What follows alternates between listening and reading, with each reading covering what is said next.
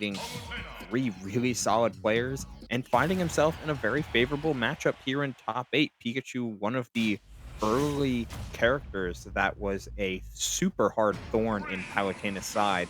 Of course, the character representation of Pikachu's is a little bit low, but characters can still do it on the highest of stages. Yeah, and this is a character that can pretty much do anything you want as long as you don't overextend here. But right now, pressuring Marvale at the ledge, back on the stage. All right, lots of multi-hits, kind of just getting him out of sticky situations. Yeah, the best part about Pikachu is that he's so low to the ground, and Palutena 90% of the time wants to reach the apex of her jump before doing anything. Either with that means doing a rising nair or coming down with something like a back air or a forward air. You have to get a quasi reaching on these platforms to reliably find kill setups.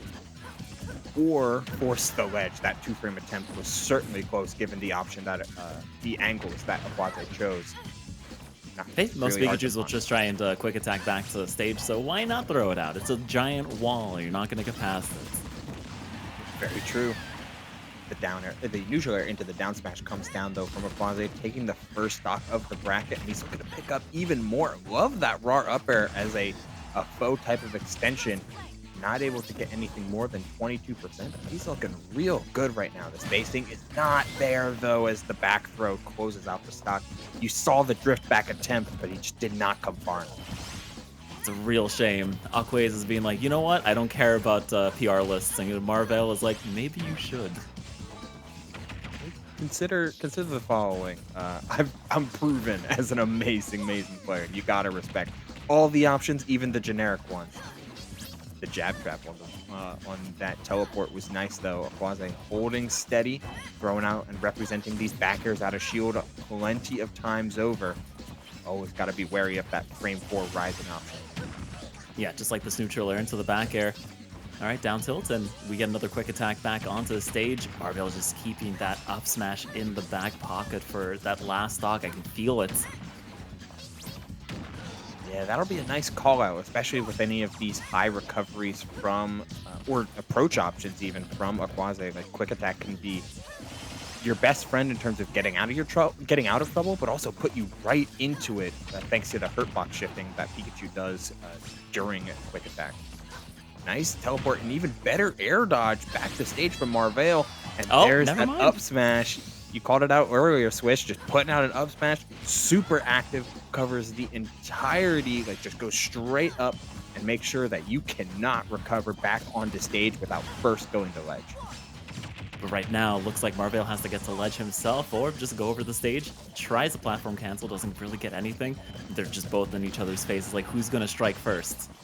Aquaze does so far. Quick attack for quick damage, but finally, the dash attack, tried and true. So powerful for both these characters. But Aquaze winning out that interaction first. Such a huge tool in Pikachu's arsenal. Like just being able to have a grounded option that closes out stocks. Like, it's nice. It's a nice feeling to have that whenever you reach 160, you can just find a dash attack. Oh, but here we go. We get the back airs into another back air. Okay, I was expecting his jump to be gone.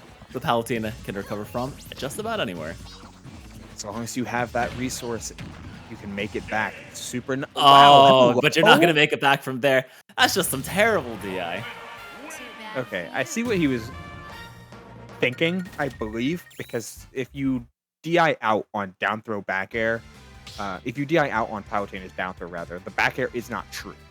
So you can DI away and mash air dodge, get through the back air at typically higher percentages. However, that was still a percentage where down throw back air is true. 75 with no rage. Like, you are still within range, but he holds out thinking that he wasn't. But you know what? Aquaze is not going to be frustrated by that. We're going into game 2, same stage. He's feeling confident. He's looking confident. Yeah, he played that generally pretty good. Just one miscalculation and, you know, you're gone. But that's the life of a light character sometimes. Aquaze trying to go for a rising neutral air there as a means to catch the teleport. I almost want to see some of these more active down airs to cover ledge because Marvale has been going to ledge near every time. And while you can't two-frame the high teleports, the low teleports are easy pick. Uh-oh. All right, we're just skull bashing our way back through the air. I mean, that's one way to stall. Uh-oh. These down tilts, they're so active. Quasi looking for any sort of damage here, but Marvell playing too solid, cannot get touched. Yeah, Marvell is just staying out of everything, playing so squirrely. Uh-oh. All right, the rat has finally found his lunch. Just a little bit of damage, and there's one of those down airs to cover ledge. Fortunately for Aquaze, Marvell went high, looked for the frame trap, or looked for the thunder rather, but the air dodge, he was able to get Marvell just right through. Things again, mighty even here though, Swiss. Okay, forward throw. Unorthodox, but I will accept it. All right, the double down tilt. Tilting Aquaze just a little bit. Kind of has to roll his head there. But you know what? Second stock here. Marvale is close to death percent. 103. Just needs a good call out here.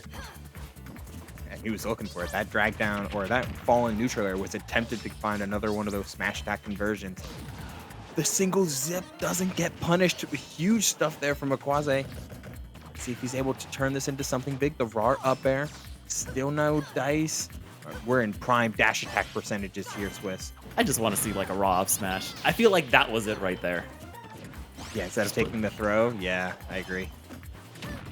I think he's still in this mindset of like, it's early in the game. I'd want to rack some damage. I'm Pikachu. I can't kill as easily. That was not the sweet spot of the up smash. But you know what? Finally getting that dash attack, but it's at 184. This might be too little too late. All Pikachu needs is one way to force you off stage, and a back air is certainly going to do it. Oh, we're going deep. Pikachu's one of those characters where I'm more scared at 20 than I am at 100. Yeah, you just have to keep in mind that playing against this character is all about being a disadvantage the whole time. But Marvale and Palutena, they have all the tools needed to get out of any situation like that. Falling straight into an explosive flame like that when you still had so much of that stock to play through if you played evasive enough. And now Marvell gets to snowball just that little bit. Any little hit does so much just in terms of pure value. The average stock percentage that Aquaze was living to is like the 110 to 120s. It's going to be harder for Aquaze to make this back the longer this stock goes on. But Oh my god. not getting touched. As I said. We're starting to see the same ledge options here from Aquaze. Those down airs, not really getting anything.